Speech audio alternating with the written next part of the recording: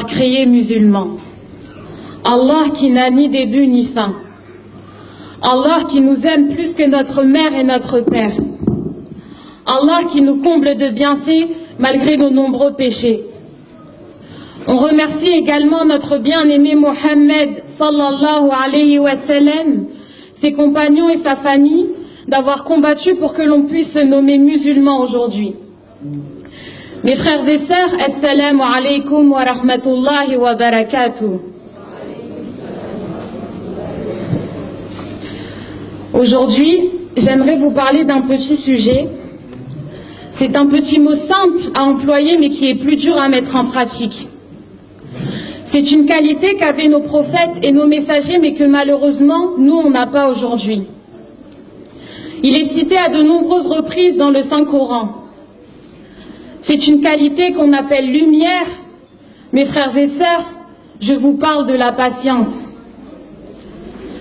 La patience, c'est une vertu qui est indispensable aujourd'hui dans la vie du musulman. Mais qu'est-ce que la patience? Mes frères et sœurs, nous sommes tous éprouvés dans ce bas monde, mais est-ce qu'on sait pourquoi Allah nous éprouve? Comme nous le savons tous, ce bas monde, ce n'est pas une demeure d'installation, mais c'est plutôt une demeure d'épreuve et d'examen, parce que Allah il veut voir ceux d'entre nous qui luttent pour sa cause. Et il dit dans Sourate Mohammed, verset 31, وَلَا نَبْلُوَنَّكُمْ حَتَّى نَعْلَمَ الْمُجَاهِدِينَ مِنْكُمْ وَالصَّابِرِينَ وَنَبْلُوَ أَخْبَارَكُمْ. Il dit, nous vous éprouverons certes, afin de distinguer ceux d'entre vous qui luttent pour sa cause et qui endurent, et afin d'éprouver vos nouvelles. La patience, elle se distingue de plusieurs façons. Face aux interdits, aux obligations et au destin. Mais l'homme, il ne veut pas patienter. Il veut tout de suite. Il est victime de son âme, esclave de dunya, du matériel et des choses éphémères, alors que ce qui est plus durable se trouve auprès d'Allah. Lorsque Allah, il nous éprouve, il attend de voir notre réaction, nos agissements, parce que c'est un test. C'est un test. Donc soit tu rates le test, ou soit tu patientes. Et si tu patientes, ça veut dire que tu acceptes le décret d'Allah, et c'est ça la patience. C'est aussi au moment de l'épreuve que tu peux voir le degré de ta patience. Mon frère, ma soeur, lorsque tu rencontres un problème, comment réagis-tu? Lors d'un décès d'un proche, d'une maladie ou d'une perte d'emploi, qu'est-ce que tu fais? Eh bien, la meilleure des réactions est la patience, parce que c'est un bienfait immense qu'Allah donne à celui qu'il veut. Et lorsque Allah il t'éprouve, ça veut dire qu'il t'aime. Il veut ton bien. Il veut que tu délaisses cette dunya et que tu te rapproches de lui. Et sachez, mes frères et sœurs, que lorsque Allah il éprouve une personne, il lui efface ses péchés. Allahu Akbar.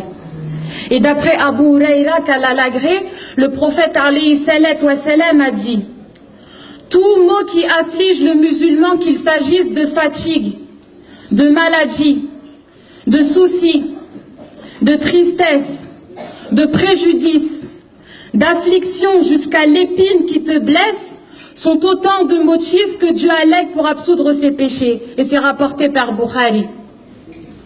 Alors mon frère, ma sœur, sois heureux des épreuves parce qu'ils te permettent d'effacer tes péchés. Ils te font prendre conscience de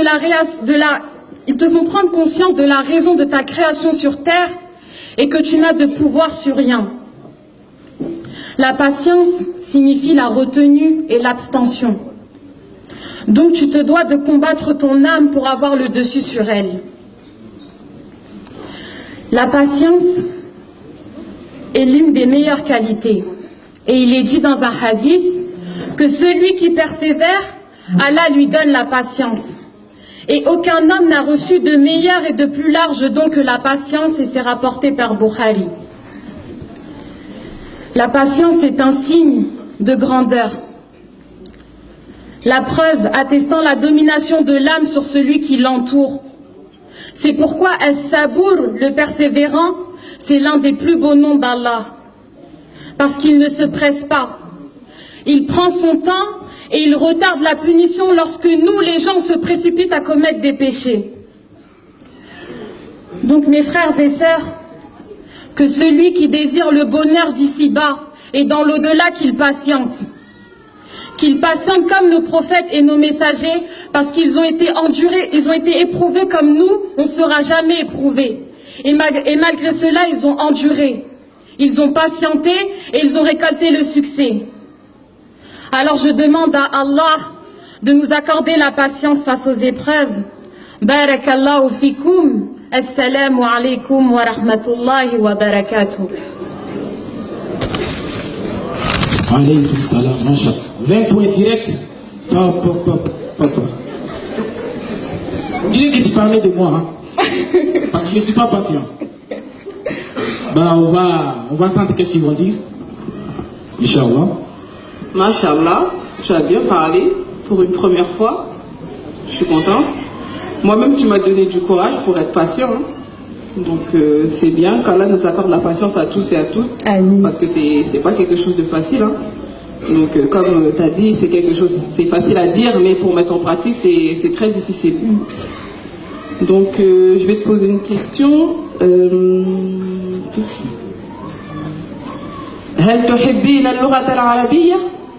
نعم أحب اللغة العربية كثيرا.